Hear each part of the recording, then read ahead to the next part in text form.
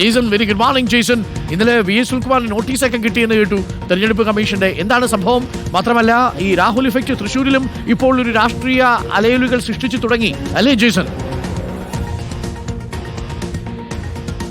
Very good morning Arunkumar. തൃശ്ശൂരിലെ BJPയുടെ വിജയം അത് കൃത്രിമ വിജയമാണ് എന്ന് വ്യക്തമാക്കിക്കൊണ്ട് അത്തരം ശക്തമായ ആരോപണങ്ങളും അതിന് തെളിവുകളുമായിട്ടാണ് കഴിഞ്ഞ ദിവസങ്ങളിലെല്ലാം തന്നെ കോൺഗ്രസും അതുപോലെ തന്നെ VS സുനിൽകുമാറൊക്കെ രംഗത്ത് വന്നിരിക്കുന്നത്. തൃശ്ശൂർ നഗരത്തിലെ 5 ഫ്ളാറ്റുകൾ കേന്ദ്രീകരിച്ച് വ്യാപകമായി വോട്ട് ചേർത്തു. ആ വോട്ട് ചേർത്തതിന് ശേഷം അവിടെ നിന്ന് ഈ തെരഞ്ഞെടുപ്പ് കഴിഞ്ഞതിന് ശേഷം അവരെല്ലാവരും അവിടെ നിന്ന് പോയി എന്നതാണ് പ്രധാനമായും ഉന്നയിക്കുന്ന ആരോപണം. ആ ഫ്ളാറ്റുകളിൽ പോലും ഈ വോട്ട് ചേർത്തവർ വോട്ടർമാർ കയറിയിട്ടില്ല എന്ന ആരോപണം കൂടി കോൺഗ്രസും അതുപോലെ തന്നെ CPIയും ഉന്നയിക്കുന്നുണ്ട്, VS സുനിൽകുമാറും ഉന്നയിക്കുന്നുണ്ട്.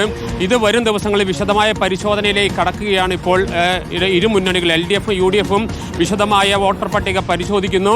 അതിനുശേഷമായിരിക്കും അതിൻ്റെ നിയമസാധുത കൂടി കണക്കിലെടുത്തുകൊണ്ട് നിയമ നടപടികളിലേക്ക് കടക്കാൻ ഉള്ള തീരുമാനത്തിലേക്ക് എത്തിയിരിക്കുന്നത്. VS സുനിൽകുമാറിന് ഇന്നലെ തെരഞ്ഞെടുപ്പ് കമ്മീഷൻ തിരുവനന്തപുരത്ത് നിന്നിറക്കിയ പ്രസ്താവന ഹൈക്കോടതിയെ സമീപിക്കാം. ആ സമയത്ത് തെരഞ്ഞെടുപ്പ് സമയത്തോ തിരഞ്ഞെടുപ്പിന് ശേഷമോ ഇത്തരത്തിലുള്ളൊരു പരാതി ലഭിച്ചിരുന്നില്ല, പരാതി മീറ്റിങ്ങുകളിൽ ഉന്നയിച്ചിരുന്നില്ല. അതുകൊണ്ട് തന്നെ നിങ്ങൾ ഹൈക്കോടതിയെ സമീപിക്കാമെന്ന ഒരു പ്രസ്താവനയാണ് തെരഞ്ഞെടുപ്പ് കമ്മീഷന്റെ ഭാഗത്തുനിന്നുണ്ടായിരുന്നത്. പക്ഷേ അതുകൊണ്ടൊന്നും തീരില്ല എന്നതാണ് ഇപ്പോൾ തൃശ്ശൂരിൽ നിന്ന് വരുന്ന വാർത്തകൾ സൂചിപ്പിക്കുന്നത്. തൃശ്ശൂർ നഗരമാണ് പ്രധാനമായും BJPയുടെ ഒരു ശക്തി കേന്ദ്രം.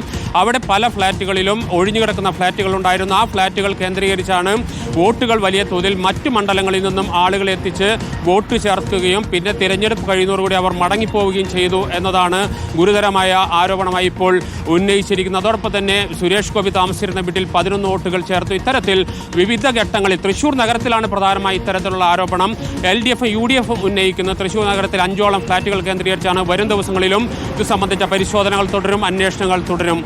അരുൺകുമാർ. ഓക്കെ ജെയ്സൺ, നമ്മുടെ ഇവിടെ കർണാടകയിലെ നമ്മുടെ വോട്ടർ പട്ടിക പരിശോധിച്ചപ്പോൾ അതിനകത്തെ ഈ രക്ഷിതാക്കളുടെ പേര് അതേപോലെ മേൽവിലാസങ്ങളൊക്കെ കണ്ട് നമ്മൾ ഞെട്ടി. ഒരു അച്ഛൻ്റെ ഒരു പ്രേക്ഷകർ എഴുതിയിരിക്കുന്നതാണ് കേട്ടു. അച്ഛൻ്റെ പേര് കച്ചട്ടതപ കുമാർ, അമ്മയുടെ പേര് സരിഗമപത കുമാരി, മകൻ്റെ പേര് തരികിട കുമാർ, കന്നി വോട്ടറുടെ പ്രായം 65. ഇതൊക്കെയാണ് നമ്മുടെ വോട്ടർ പട്ടികയിൽ കാണുന്നത്. നമ്മുടെ തൃശ്ശൂർ മണ്ഡലത്തിലെ വോട്ടർ പട്ടിക നമുക്കൊന്നെടുത്ത് ഡീറ്റെയിൽ ആയിട്ട് പരിശോധിക്കണം ജെയ്സൺ. ഇതേപോലുള്ള കച്ചടതപ അച്ഛനും സരിഗമപ അമ്മയും തരികിട കുമാറും ഒക്കെ ഉണ്ടോ എന്നുള്ളത് നമുക്കൊന്ന് പരിശോധിക്കണം അല്ലേ ജെയ്സൺ?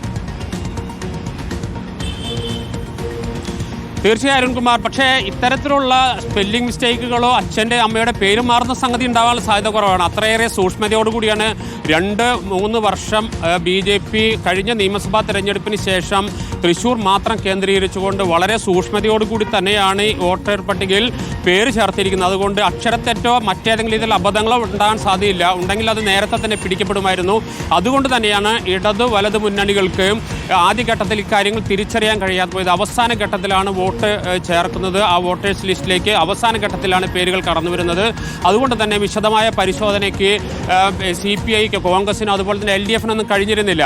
അത് അവർ വളരെ സൂക്ഷ്മതയോടുകൂടി വളരെ കൃത്യതയോടുകൂടി നടത്തിയ ഒരു പ്രവൃത്തിയാണ്. അതുകൊണ്ട് ഇത്തരത്തിലുള്ള ഇനിയും നിരവധി വോട്ടുകൾ ചേർത്തതുമായി ബന്ധപ്പെട്ട വിവരങ്ങൾ വരും ദിവസങ്ങളിൽ പുറത്തുവരും. അരുൺകുമാർ. ഓക്കെ.